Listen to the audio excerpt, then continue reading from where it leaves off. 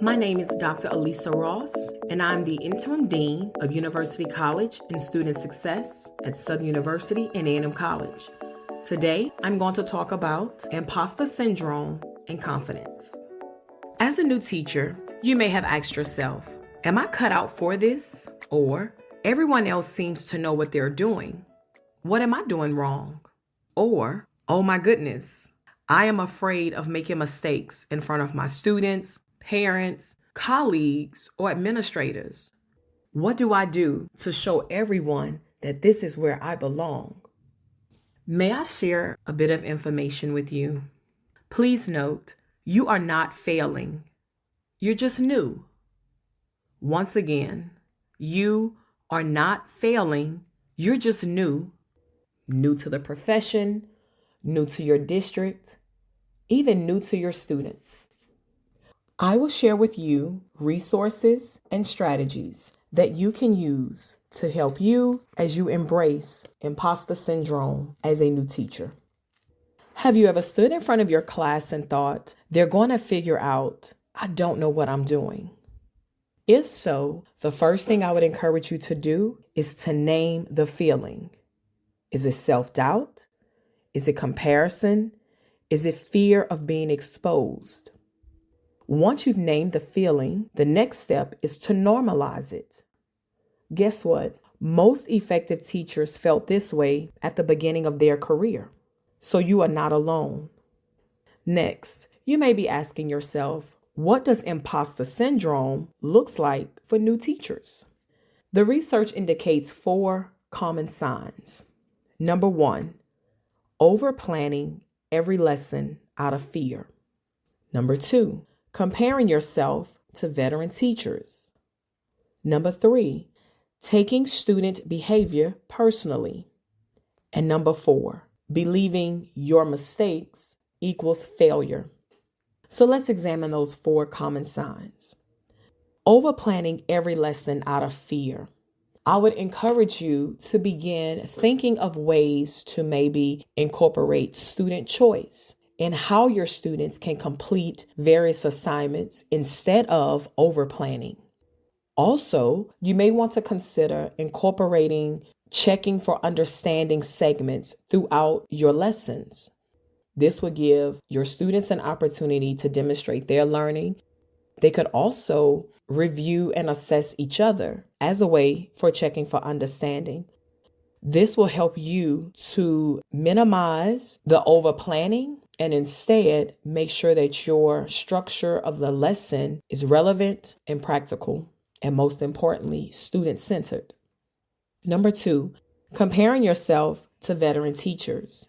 If veteran teachers have been teaching for over 10 years and this is your first year, why set yourself up to feel defeated by comparing yourself to him or her? Instead, I would encourage you to take notes after observing the veteran teachers. What are some strategies, some skills that they implement in their classrooms that you can take back and begin to implement in yours? Number 3, taking student behavior personally. I get it. This may be one that is very difficult to do because the infraction was said or committed towards you. But unfortunately, some of our students live in traumatic homes or they've experienced traumatic events. And unfortunately, they're not willing, able, or even feel safe enough to share those with us. So try to remember the misbehavior that your students may display in your classroom should not be taken personally. And finally, believing your mistakes equals a failure. No, instead, you are encouraged to learn from your mistakes.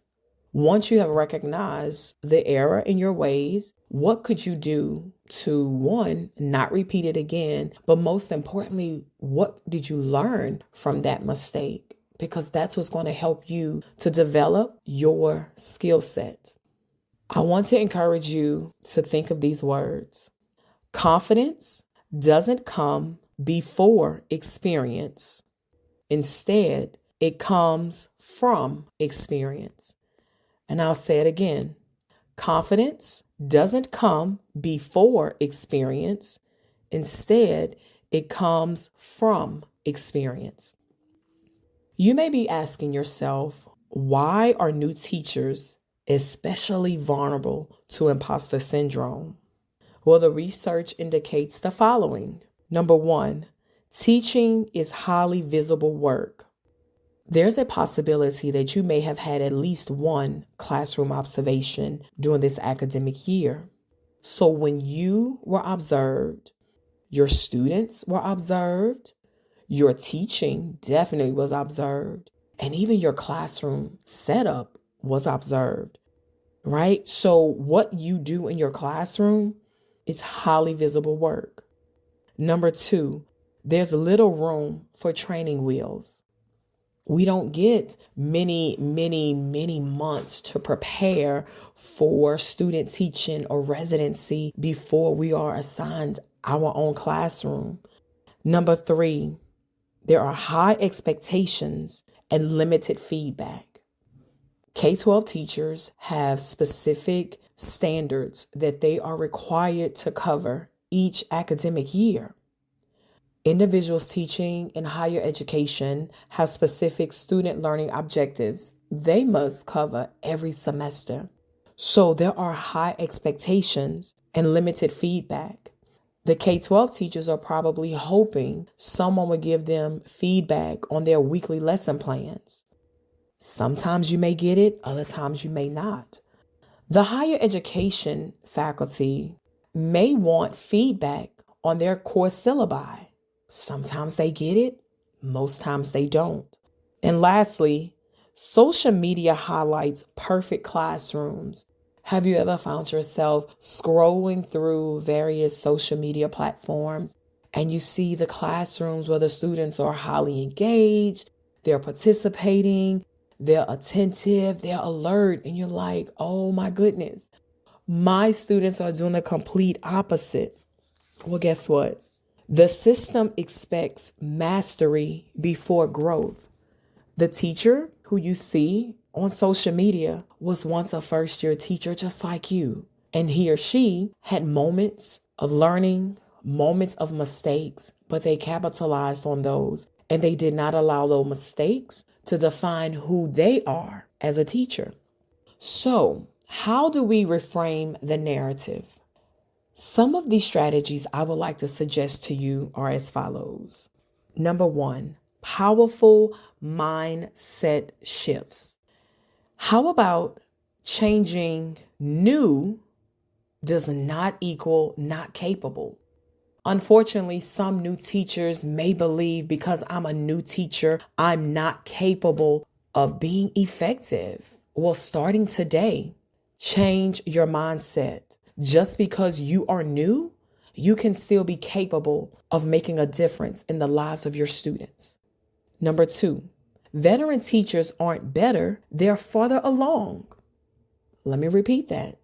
Veteran teachers are not better, instead, they are farther along.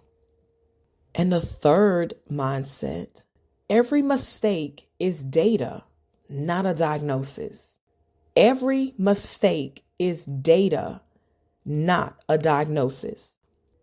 Another strategy I would like to offer for my new teachers, keep a wins file.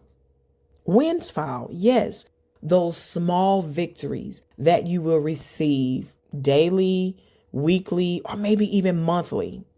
For example, you may receive a note from a colleague, from an administrator, maybe a student or a parent, a note just thanking you for something amazing that you did. Someone may have left you a note. The note could be about a lesson that they observed you teach.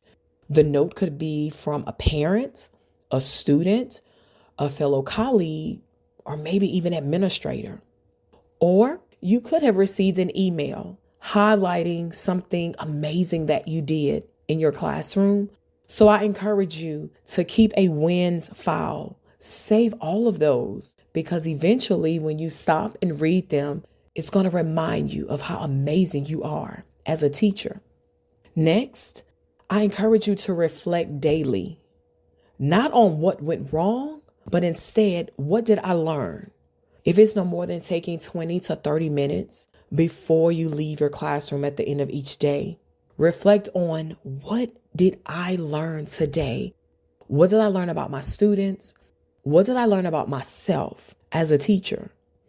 Also, you can even include any small wins that you received that day. And also, ask one trusted colleague questions that you may have. If you're fortunate to have a mentor, meet with him or her on a regular basis to discuss your concerns or any questions that you may have. For my leaders and mentors, please normalize struggle in conversations. Share your own early career mistakes with your colleagues and give feedback that focuses on growth, not comparison. Gentle reminders. You are not behind. You are just beginning. Struggle is not a signal to quit. It's a signal to grow.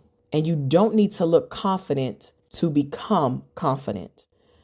Before your next class, ask yourself, what would it look like to show up as a learner today instead of a performer?